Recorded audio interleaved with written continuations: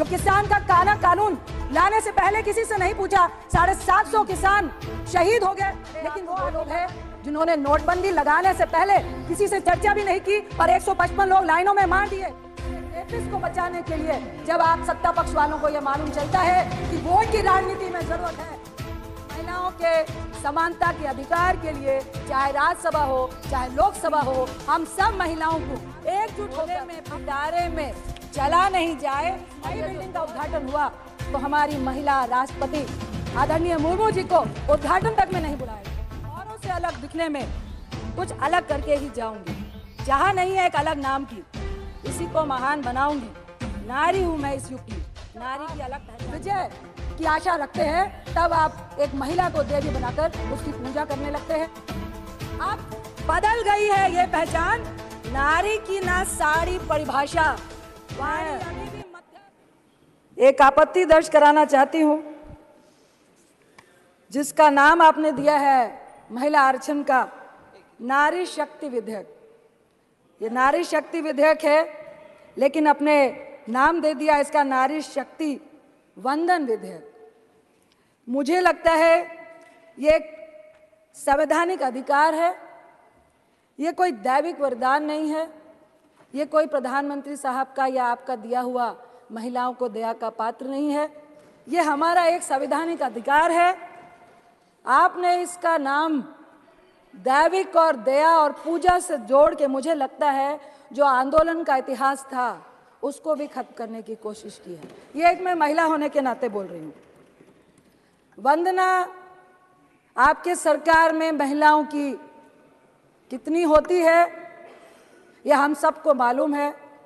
वंदना हम महिलाओं की सत्ता पक्ष हो या विपक्ष में हो, जितनी भी पुरुष मानसिकता है, महिलाओं की वंदना इतिहास गवाह है कि जब जब आपको शक्ति की जरूरत होती है, जब जब आपको सत्ता पाने की जरूरत होती है, जब जब आप विजय की आशा रखते हैं, तब आप एक महिला को देवी बनाकर उसकी पूजा करने लगते हैं, वंदना करने लगते हैं।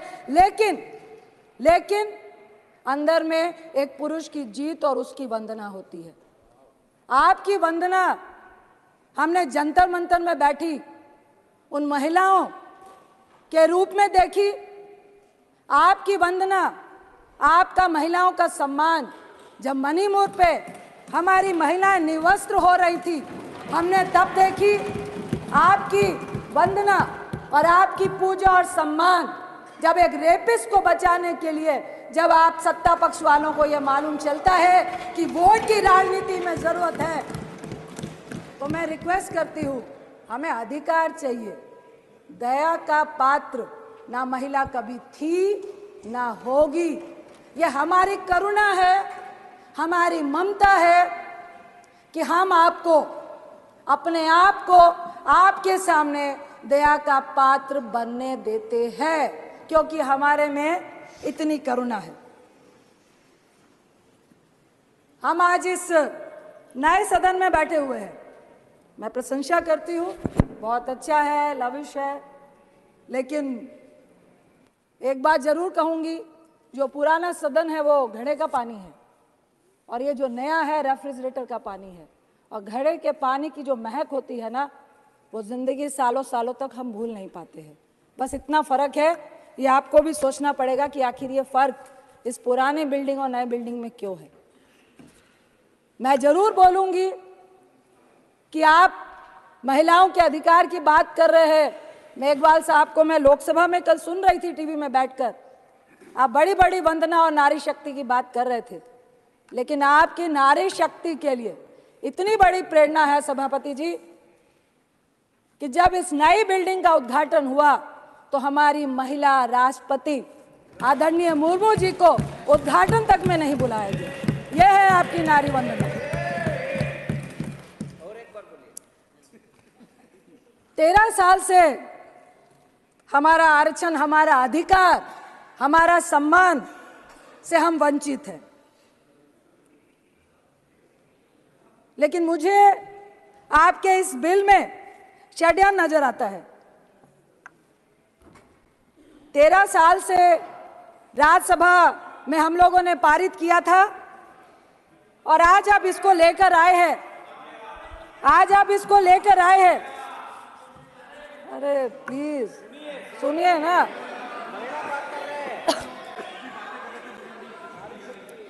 आज आप इसको लेकर आए हैं 9.5 साल के बाद।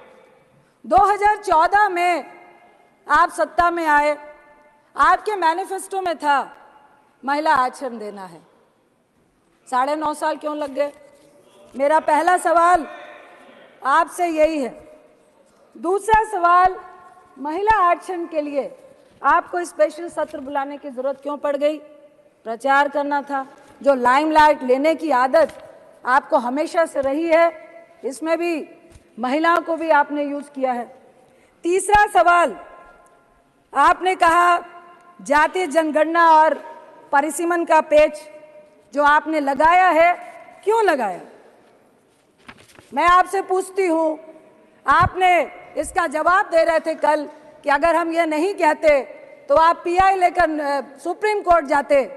अरे आप तो वो लोग हैं जिन्होंने नोटबंदी लगाने से पहले किसी से चर्चा भी नहीं की और 155 लोग लाइनों में मार दिए, तो अभी ऐसी कौन सी बाधा है? आप वो लोग हैं जो किसान का कानून लाने से पहले किसी से नहीं पूछा, 750 किसान शहीद हो गए, लेकिन वो आपकी बाधा नहीं बनी। 1 साल तक लगातार वो सड़कों में बैठे रहे। मैं आपसे सवाल करती हूं कि फिर महिलाओं के रिजर्वेशन के अधिकार में, ये परिसीमन की, ये जनगणना की, सीट के रोटेशन की जो आपने बाधा लगाई है, क्या ये चुनावी एजेंडा है 2024 का, जिस पे आपको सिर्फ और सिर्फ झुंझुना दिखाना है? मैं आपसे आपकी नियत और अपने कांग्रेस की नियत के बारे में सफाई देना चाहती हूँ, उदाहरण देना चाहती हूँ।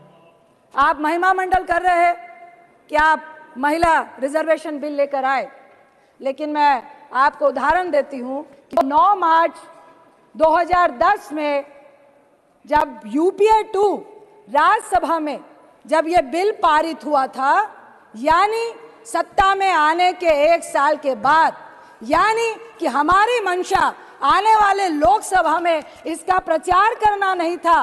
10, 11, 12, 13, 14 में चुनाव था। हम सिर्फ और सिर्फ महिला को सशक्तिकरण करना चाहते थे। राजीव गांधी जी ने कहा था, मैं उनके एक इंटरव्यू के एक संक्षिप्त शब्दों को याद करना चाहती हूं कि महिलाओं के मामले में जो हिंदुस्तानी पुरुष है वो डबल स्टैंडर्ड का है। एक तरफ तो वो ऊंचे सिंहासन में महिला को बैठाता है, लेकिन दूसरी तरफ जब उसको सम्मान और समानता का अधिकार देने की बारी आती है, तब वो अपना पल्ला खींच लेता है, जैसा कि आपने हमारी राष्ट्रपति जी के साथ किया, वो भी ट्राइबल। मैं आपसे सिर्फ इतना कहना चाहती हूं कि देखिए,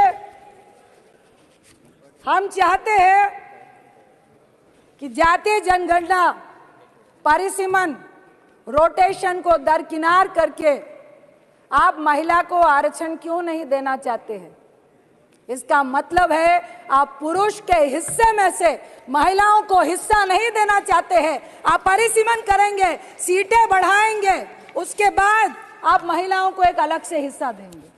आखिर क्यों नहीं आज के हिस्से में आप महिलाओं को हिस्सा देना चाहते हैं? मैं आपसे इतना ही कहूंगी कि हमारा जो महिलाओं को मजबूत करने का जो महिला का बिल था, वो यूपीए 2 में जो राज्यसभा में पास हुआ, हम चाहते हैं कि ये जो आपने नारी शक्ति का वंदन विधेयक का नाम दिया है, इसको समानता का अधिकार दे, हमें वंदना और पूजा नहीं करें। इसके साथ मैं आपसे जरूर कहूंगी कि हम चाहते हैं कि ये बिल पास हो, SC ST के साथ ओबीसी महिलाओं को भी अधिकार मिले, क्योंकि हमारी और आपकी जैसी महिलाएं संघर्ष करके आई हैं, कल भी आ जाएंगी, हमें भी संघर्ष करना पड़ता है, लेकिन इस राजनीति के फील्ड में, इस मैदान में एक अकेली महिला अगर वो समाज के लिए अच्छा भी करती है, लेकिन इस राजनीति के दलदल में उसका अकेले कूदना, संघर्ष करना आज भी बहुत जटिल है। क्योंकि अगर महिला मजबूत है, आपके साथ कंधे से कंधा मिलाकर चलना चाहती है, अपनी राय रखना चाहती है, वो जो पुरुष मानसिकता है उसको गवारा नहीं है।